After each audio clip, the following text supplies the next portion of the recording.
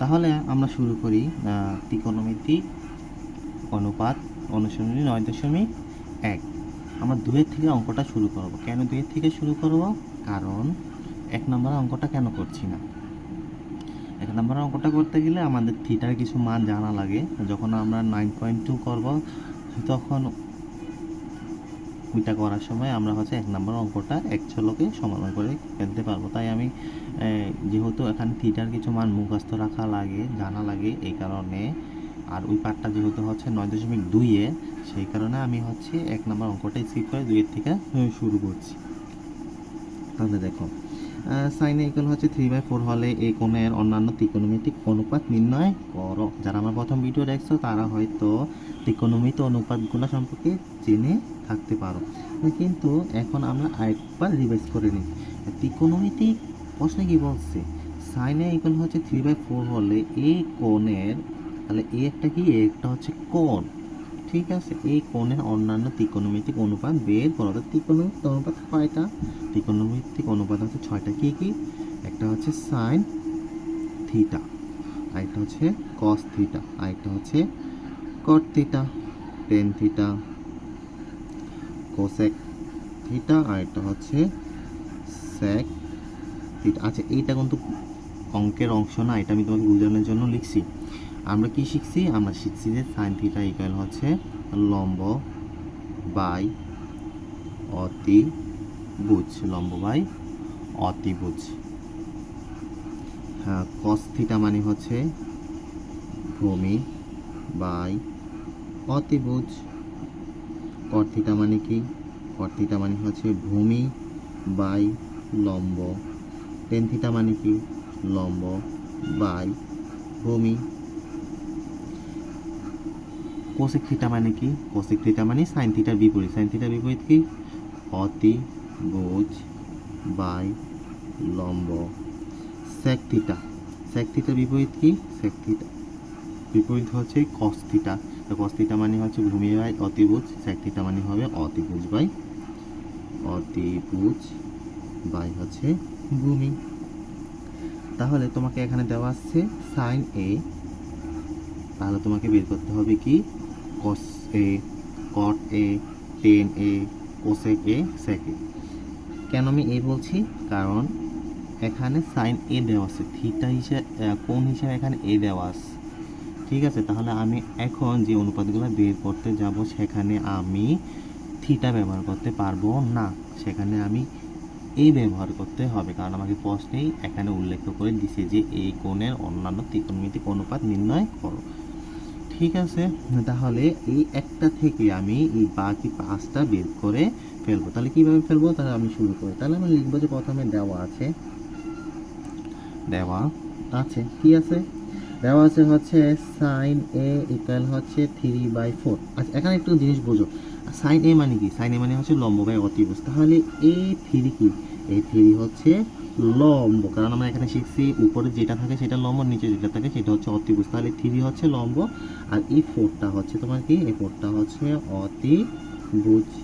তাহলে এখান থেকে আমি কি পাইলাম? তাহলে এখান থেকে আমি পাইলাম যে লম্ব সমান 3, আর অতিভুজ সমান 4। তাহলে আমি যদি এই লম্ব এবং অতিভুজ থেকে যদি ভূমিটা বের করে নিতে পারি, তাহলে আমি কি করতে পারবো? এখানে বাকি 5টা অনুপাত বের করে ফেলতে পারবো। কিভাবে? দেখো, এখানে তুমি যেটাই পারো না কেন, হয় কোনোটায় বলছে লম্ব বাই ভূমি, নাহলে কোনোটায় বলছে লম্ব বাই অতিভুজ, নাহলে কোনোটায় বলছে ভূমি বাই অতিভুজ। অর্থাৎ 3টা জিনিস বলছে। সেটা কি? একটা লম্ব, আরেকটা ভূমি, আরেকটা অতিভুজ। এই 3টা শব্দই ঘুরে ফিরে সবগুলো অনুপাতে ব্যবহার হচ্ছে। তাহলে এখানে আমার লম্বের মান দেওয়া আছে, আর অতিভুজের মান দেওয়া আছে, আর ভূমির মানটা দেওয়া নেই। যদি ভূমির মানটা আমি কোনো মতে পেয়ে যাই তাহলে আমি বাকিগুলো বের করে ফেলতে পারবো। তাহলে আমি কীভাবে বের করবো ভূমির মান? আমরা ক্লাস 8-এ থাকতে কি শিখছি? যে পিথাগোরাসের উপপাদ্য সমান অতিভুজ স্কোয়ার ইকুয়াল লম্ব স্কোয়ার প্লাস ভূমি স্কোয়ার। তাহলে ওই উপপাদ্য অনুসারে আমি ভূমিটা বের করে নিতে পারবো। আশা করি তোমরা জানো, আর না জানলেও সমস্যা নাই, এখন আমরা জেনে নেব। তাহলে আমি লিখবো যে আমরা জানি অতিভুজ স্কয়ার ইকুয়াল লম্ব স্কয়ার প্লাস ভূমি স্কয়ার। আর তাহলে অতিভুজের মান কত পেয়েছি বলো তো? অতিভুজের মান পেয়েছি হচ্ছে তোমার 4। আচ্ছা, এখানে বা কেন দিচ্ছি জানো নি? কারণ এখানে যখন আমি এই লাইনটা লিখছি আর মাঝখানে অলরেডি একটা ইকুয়াল চলে আসে, যখন একটা মাঝখানে ইকুয়াল চলে আসে তখন প্রথমে বা দিয়ে শুরু করতে হয়। বা এর পরিবর্তে তুমি এই অ্যারো চিহ্নটা ব্যবহার করতে পারো। তা এই অ্যারো চিহ্নের পরিবর্তে তো বাটাই বেশি এখন ইউজ করবা, ঠিক আছে? এটাও ব্যবহার করা যায় বা এটাও ব্যবহার করা যায়, এটাও মানে বা, এটা দ্বারাও বাকেই বোঝায়, তবে তুমি বাটা ইউজ করো। আর বাটা কেন আসে? এই যে ইকুয়াল যেহেতু এখানে এসে পড়েছে, তাহলে আমি দ্বিতীয় লাইন শুরু করার আগে বা দিয়ে শুরু করবো। তাহলে অতিভুজ কত? অতিভুজ হচ্ছে 4, তাহলে এর উপরে ছিল স্কোয়ার, তাই দিলাম স্কোয়ার। লম্ব কত? লম্ব হচ্ছে 3, এর উপরে স্কোয়ার, তাই দিলাম স্কোয়ার। ভূমি যায় না, কারণ ভূমি কি আমার বের করতে হবে, তাহলে আমি লিখলাম হচ্ছে ভূমি স্কোয়ার। 4 বর্গ কত? 4 বর্গ হচ্ছে 16, 3 বর্গ কত? 3 বর্গ হচ্ছে 9 প্লাস ভূমি স্কয়ার। আর 16 প্লাসের 9, এই যে এটা প্লাসের 9 কেন বলছি জানো? কারণ এইটার আগে মনে মনে একটা প্লাস আছে, মনে মনে একটা প্লাস আছে, তাহলে এটা প্লাসের 9 এই পাশে চলে আসলে কি হবে? মাইনাসের 9। আর এখানে থাকতেছে কি? আর এখানে থাকতেছে শুধু ভূমি স্কয়ার। তাহলে 16 থেকে 9 চলে গেলে থাকে হচ্ছে তোমার 7। আর এখানে থাকতেছে কি? ভূমি স্কয়ার। আর স্কয়ারটা এই ব্যাগটা আমি এই পাশে নিয়ে আসবো, এই পাশে নিয়ে আসলে কি হবে? এটা রুট হয়ে যাবে। স্কয়ারটা এই পাশে নিয়ে আসলে রুট হয়ে যাবে, আর স্কয়ারটা এই পাশে নিয়ে আসছি, রুট হয়ে গেছে। তাহলে এখানে থাকবে শুধু কি? ভূমি। তাহলে আমি কি পাইলাম দেখো তো? ভূমি সমান হচ্ছে √7 পেলাম। ভূমি সমান হচ্ছে √7। তাহলে তাহলে আমি ভূমি পেলাম √7, লম্ব পেলাম √3, অতিভুজ পেলাম 4, ভূমি কত পেয়েছি? √7। তাহলে আমি তিনোটা মানই এখন পেয়ে গেছি। তিনোটা মান যেহেতু পেয়ে গেছি, এখন বাকি 5টা অনুপাত আমি বের করে ফেলতে পারবো। তাহলে দেখো, রাখার সুবিধার্থে এখানটা একটু লিখে রাখি যে ভূমি সমান কত পেয়েছি? ভূমি সমান পেয়েছি √7। লম্ব পেয়েছি কত? লম্ব পেয়েছি তোমার 3। অতিভুজ কত? অতিভুজ হচ্ছে তোমার 4। অতিভুজ কত পেয়েছি? 4। বুঝে সুবিধাতে লিখে রাখলাম। এবার দেখো বাকি 5টা অনুপাত বের করে ফেলি। আমি প্রথমে cos a বের করি। cos a মানে কি? cos a মানে হচ্ছে ভূমি বাই অতিভুজ। তাহলে ভূমি কত? ভূমি হচ্ছে √7, অতিভুজ কত? 4। তাহলে cos এর মান কত বের হলো? √7 বাই হচ্ছে 4, √7/4।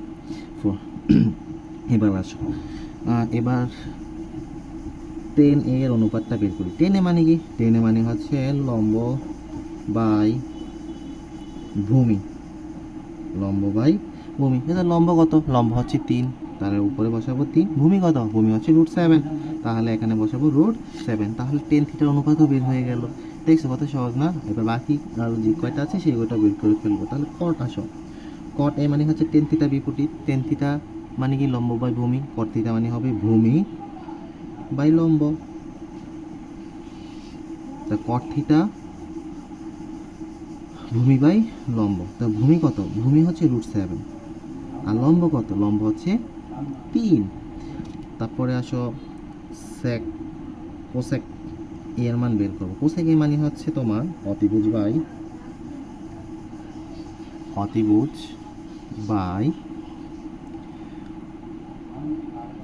লম্ব। অতিভুজ বাই লম্ব। তো অতিভুজ কত? অতিভুজ হচ্ছে তোমার 4। লম্ব কত? লম্ব হচ্ছে 3। আর বাকি আছে কি? সেক এরটা। সেকে মানে কি? সেকে মানে হচ্ছে অতিভুজ বাই ভূমি। অতিভুজ কত? অতিভুজ 4। ভূমি কত পেয়েছি? ভূমি হচ্ছে √7, তাহলে আমি এখানে বসাবো কত? √7। তাহলে দেখো আমাদের কি হলো? যে বাকি 5টা ত্রিকোণমিতিক অনুপাত সেগুলো আমি বের করে ফেলতে পারছি। তাহলে তোমরা কি করবা? বাসায় এগুলা প্র্যাকটিস করে ফেলো। ম্যাথ যত প্র্যাকটিস করবা তত ভালো মনে থাকবে। ম্যাথ প্র্যাকটিস বাদে তোমার মাথায় থাকবে না, কোনো দিন থাকেও নাই, থাকবেও না। যত তুমি ম্যাথ প্র্যাকটিস করবা তত তুমি অঙ্ক ভালো পারবা। তাহলে ভিডিওটা এই পর্যন্তই থাকুক।